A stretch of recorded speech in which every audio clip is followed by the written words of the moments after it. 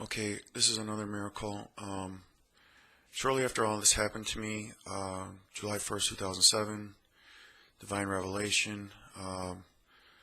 Shortly thereafter, uh, I had a falling out with my business partner, law firm, and that um, I went out on my own. And so another attorney I knew, he had a suite, and I was renting a office from him, and I put an ad for a secretary, and I don't remember having an interview scheduled, but I remember one time it was a summer, so I was out on the beach. I was jogging along the beach, along Lake Michigan, and I was in great shape again. I wanted to be, actually, I wanted to, I was tan and all that, and I remember he called me on my cell phone, and he said that the attorney that I had the suite that I was renting from, a friend of mine, and he said, yeah, this girl is here for an interview. She's been waiting for like an hour and a half, and he said, if you don't hire her, I will, because she was that beautiful, he was saying. So I didn't remember having an interview scheduled, and then it was so odd that a girl would wait that long. So anyway, I rescheduled the interview, and she came in, and she was this young girl, 20 years old, beautiful. I'm gonna show you what she looks like now, because she likes to post selfies for obvious reasons.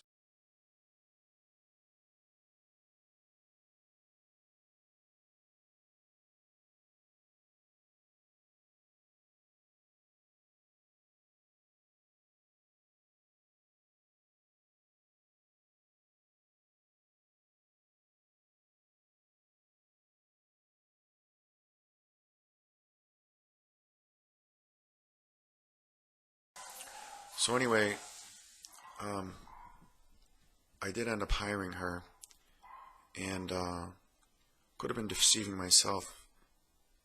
I remember telling myself, even though I was married still, I remember saying, well, if I don't hire her, the dogs do this all the time. Sorry. Anyway, I think I was deceiving myself, because I hired her thinking, well, if I don't hire her, someone else will hire her, and she'll be, me being a Christian, I won't sexually harass her, but someone else will.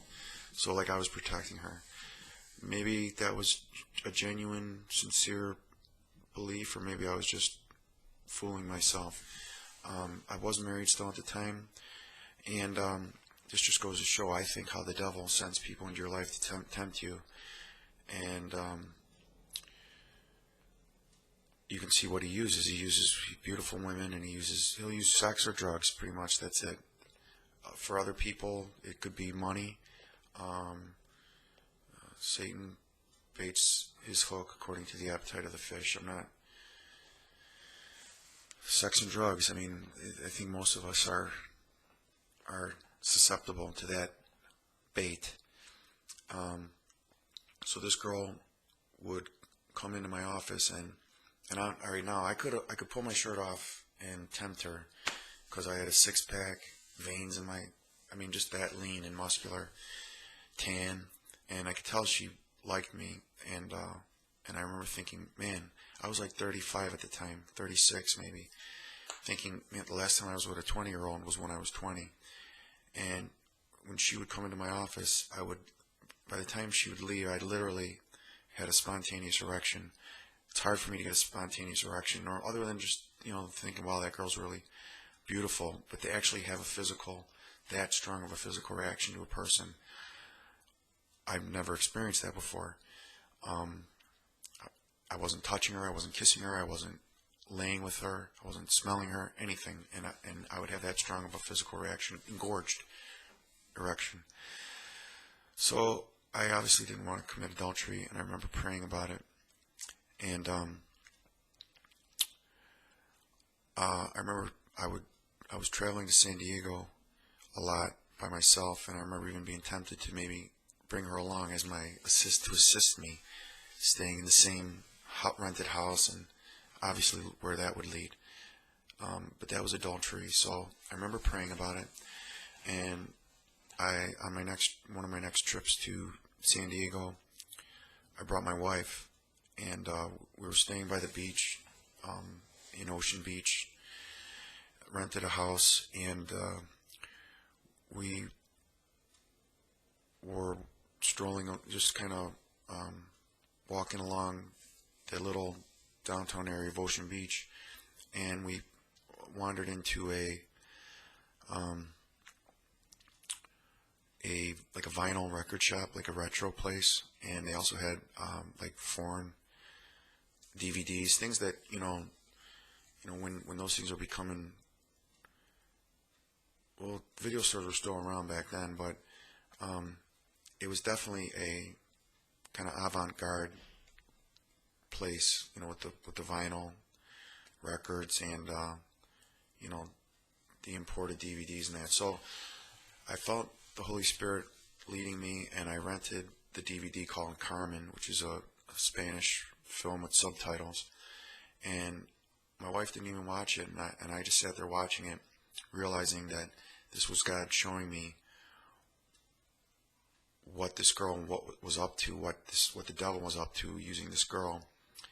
And she's another, the actress who plays her, she's naked in the movie. There's like 1 or 2 nude scenes, and she has a perfect, beautiful body,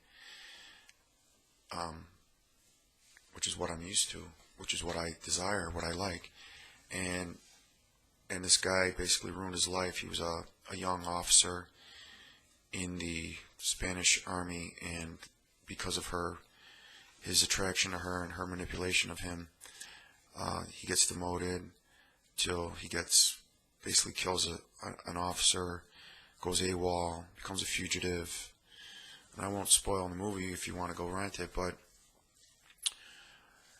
I realized God was answering my prayer, because I prayed, because I knew I was up against temptation with this girl who I had hired, and I didn't want to sin, I didn't want to commit adultery, I didn't want to cheat on my wife.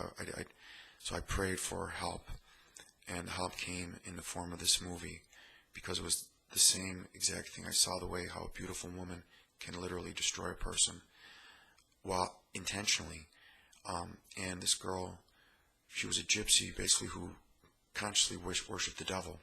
So when I got back to Chicago, I basically let this girl go. I told her, well, I really didn't have a lot of work for her anyway. I had to find work for her, and I told her, I'm going to have to let you go, but I let her go early in the morning and paid her for the day. And so shortly thereafter, because I bought a brand new computer for her, better than the one I had, flat screen, everything was just brand new. And so when I went on the computer, a lot of her searches were saved. They were still there. And it was funny that a few of the things she was searching for some weird things, but one of them was, she wanted to know, like, what a dead crow, what that omen meant. And then she had, one of the searches was omen, dead crow, and then she added the term Wiccan, which means that this girl probably considers herself a Wiccan, which is white magic, witchcraft. It's witchcraft. It's satanic. It's Satanism. So it was like, that's how God was able to warn me that, yes, this girl is in league with the devil consciously, just like the woman in the movie Carmen, the character in Carmen. And I'm going to stop to show you Carmen.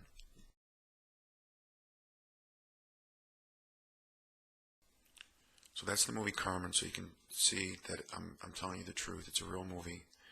You can go rent it, whatever, download it, whatever you want to do. And this is the girl. I forgot to do this. Let me stop to show you the girl.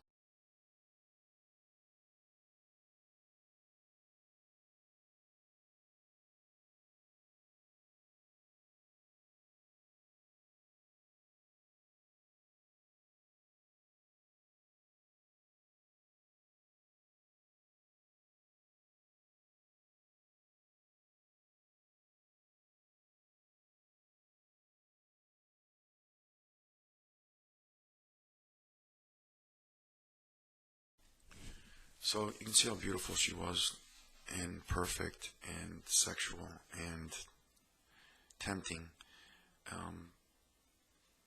But had I fallen for that temptation, I would have